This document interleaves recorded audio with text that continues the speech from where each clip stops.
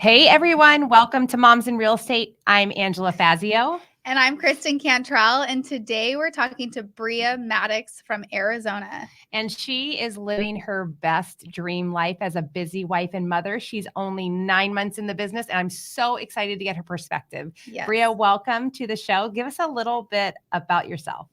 Well, thank you. Thank you, guys.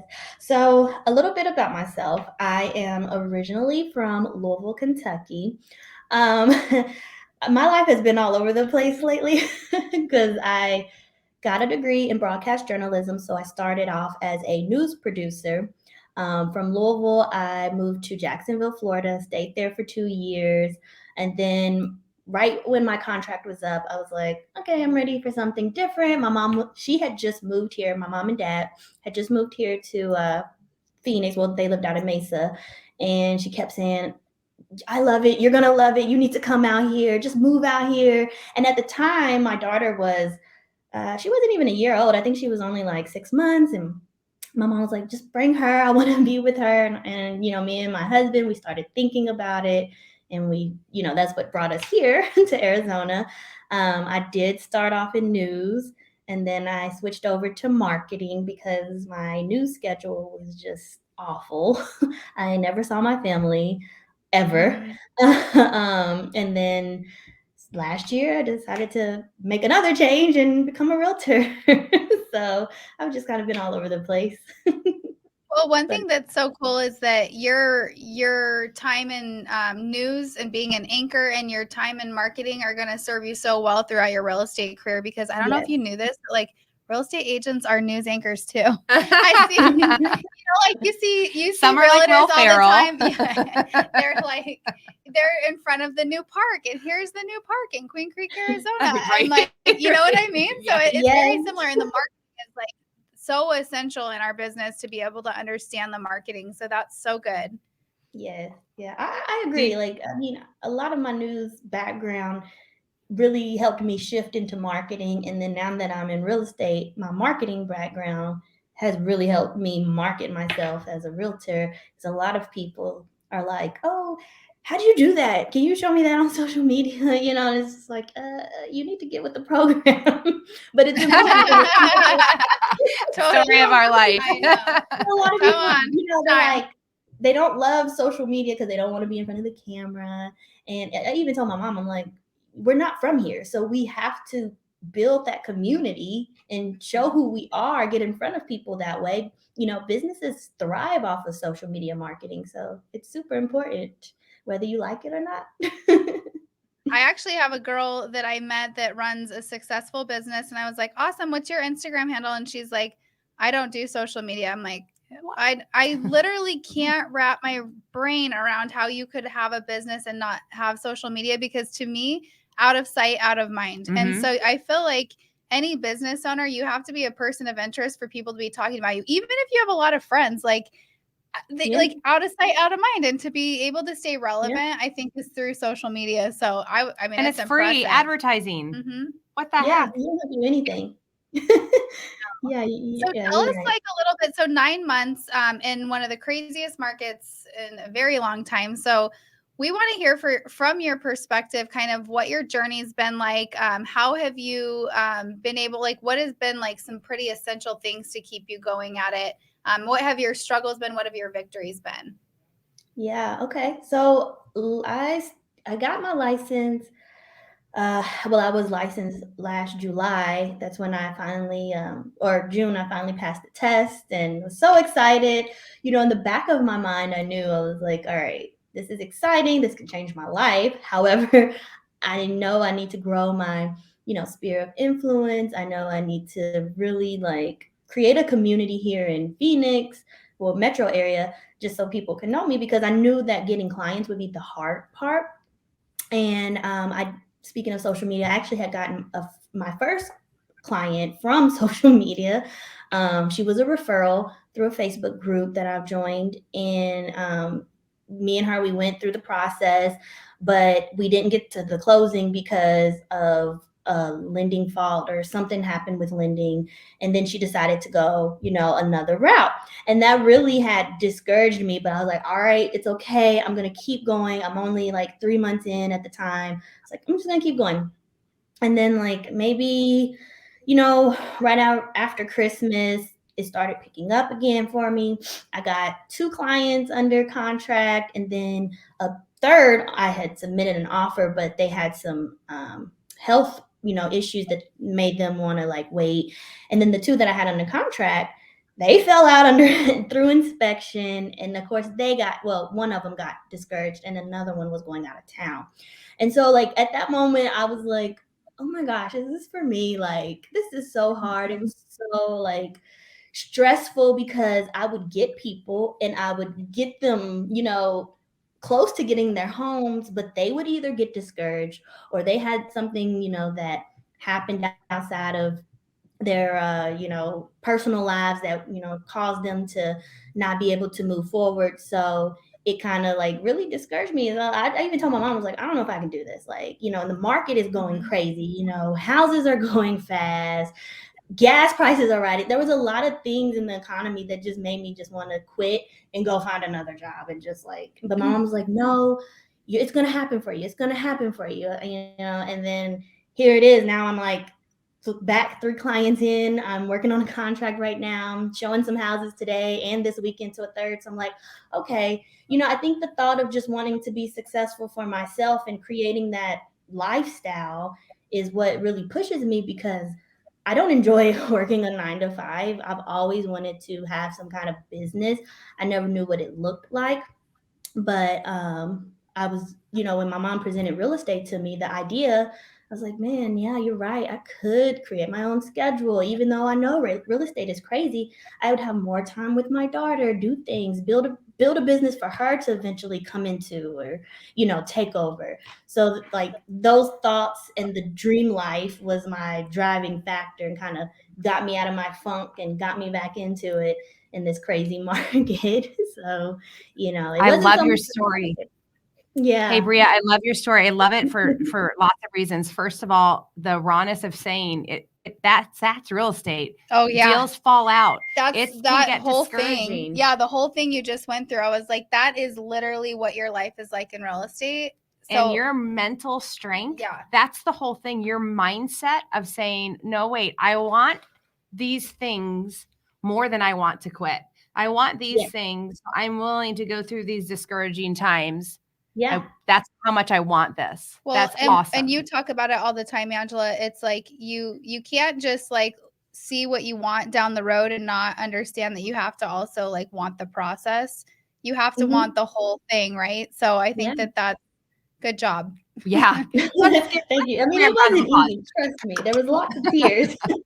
It wasn't easy, but having a support system to help, and knowing that you just have like my mom, she's a realtor too, and she's the reason I'm in the business.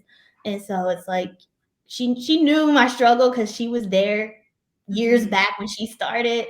And even though I was like, it's easy for you to say, you've already had closing. Like I was like really upset, but I knew that she meant well. And, I was like, you know what? I do want that life. I want my life back. I've spent time, like I said earlier, news was crazy for me. I barely got to see my family, and that was not okay. That was not okay. And then now I'm in a 9 to 5 corporate job where they don't treat you fairly. They don't pay you fairly. So I'm like, I got to do something, so you have to push forward.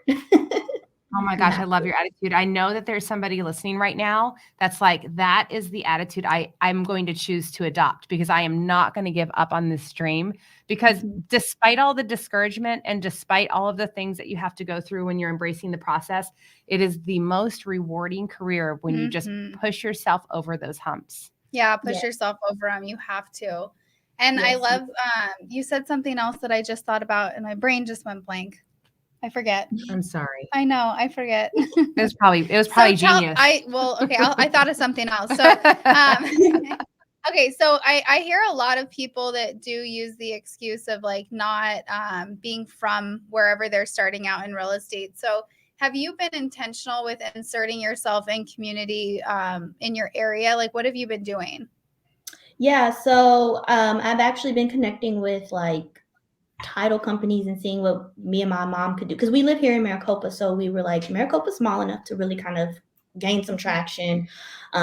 People are moving here because it is a growing city. So we're like, let's do some, community events. We actually have one coming up. Just something simple, laid back, just trying to get in front of people. Started farming. I always, hashtag Phoenix realtor, all the different hashtags I could come up with. I try to go to like any community events that are happening. We actually not hosted, but we had like a booth at some of the farmers markets over the fall, and we actually had picked up a client from that. Open houses. So I tried to at least not use that excuse. It is an excuse, but it's not, like I still try to put myself out there where it's not an excuse. Just so people can say, oh, they saw me, or oh, she looks familiar. We farm, we've been farming the areas, just our area. So that way it's kind of that neighborhood feel, oh, that's my local neighborhood realtor. That's what I would like for people to eventually get to. But that's, just been Yeah, trying that's to such get out there. the whole concept around farming is my favorite concept. I just love it. And it's such a fun process because I think it's just because I like building community. Mhm. But I'm glad you're doing that. And just always remember it takes like if you go to anybody who's an excellent farmer and you go to one of their classes, it's consistent that it's about 9 to 12 months until you see the Yeah. benefits of what you've been working towards. So Mhm. I want to encourage you as a new agent, like it is hard work up front, but it is something that will continually pay off if you put that hard work in. Yeah, and Yeah. you and I have kind of similar stories. When I first started in real estate, my husband and I met and partnered up. We got really discouraged because we were working hard, and then for like 9 months together, and in December we had 5 deals in escrow, and we were like, oh my God, we're about to turn the corner, and all 5 of them fell out. Like Yep. all of them fell out. We were like, oh my God. I was like, do you think your mom will let me move in? It was really hard, but we pushed through it. And one of the things, because we didn't have a sphere either. And one of the mindsets that really helped us that there's a lot of things, but one was we were extreme prospecting. And instead of just looking for buyers and sellers, we went, I'm looking for buyers, I'm looking for sellers, and I'm looking for people to build a relationship with. That Yeah. third category that we really didn't think about before, I don't know why, changed our whole career, because now every day was a win. Every prospecting was a win, because most realtors stink at keeping in contact with their clients. So 96%, which is a good statistic, 96% of people, even if they had a realtor, they don't have any relationship with them. And so that changed everything. That changed everything. Yeah, that's a good idea. I try to, befriend my clients, and eventually when I do get those closings, I would love to just keep in touch. Like I had one client I'm working with currently, she's just been great. And she's like, when we close, you're coming to my barbecue, So I try to make that impact on my clients to at least continue past us just making a deal together.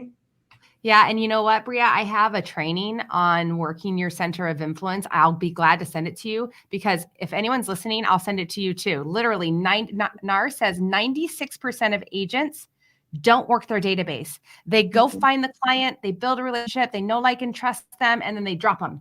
And so building your center of influence and building a process and procedure around that is so crucial. If all you do is that, you're going to beat out 96% of your competition. So I'll send you that training so you can have it. And if anyone's listening and wants that training, all you have to do is get in touch with me. I'll send it to you. It is so crucial that you do that, especially as any agent, but especially building those good habits as a new agent.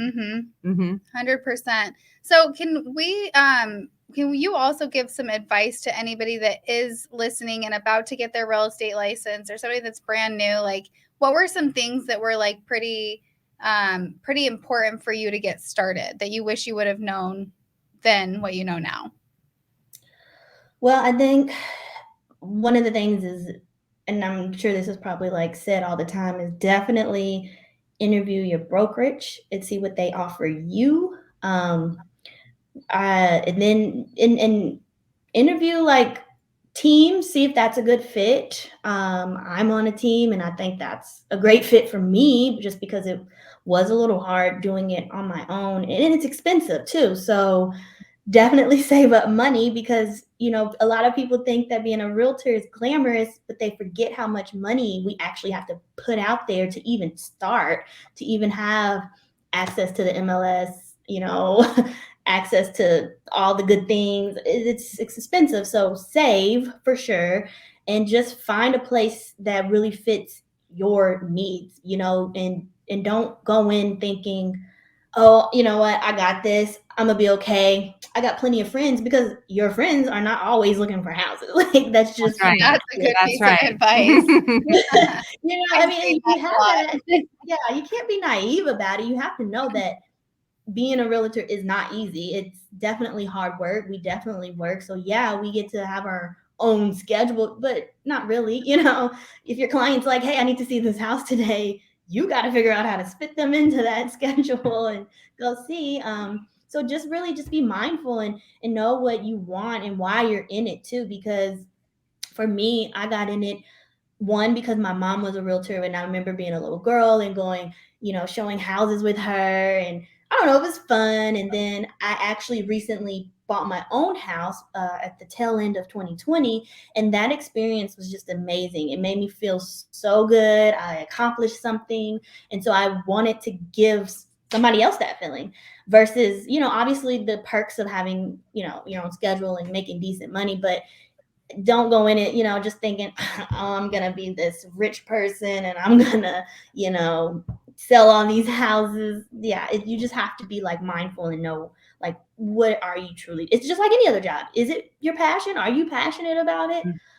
So really think about that, is my thing, is, because Well, I'm going to tell you, Bria, your advice and just your vulnerability of telling your experience as a new agent, I am 100% sure is going to bless our listeners. So thank you so much Yeah. for being willing to do that. And since we're on the topic, I just feel like there's got to be people out there that are listening that are like, I'm that new agent, or I'm struggling and I need help. Listen, reach out to us. We have resources to help you.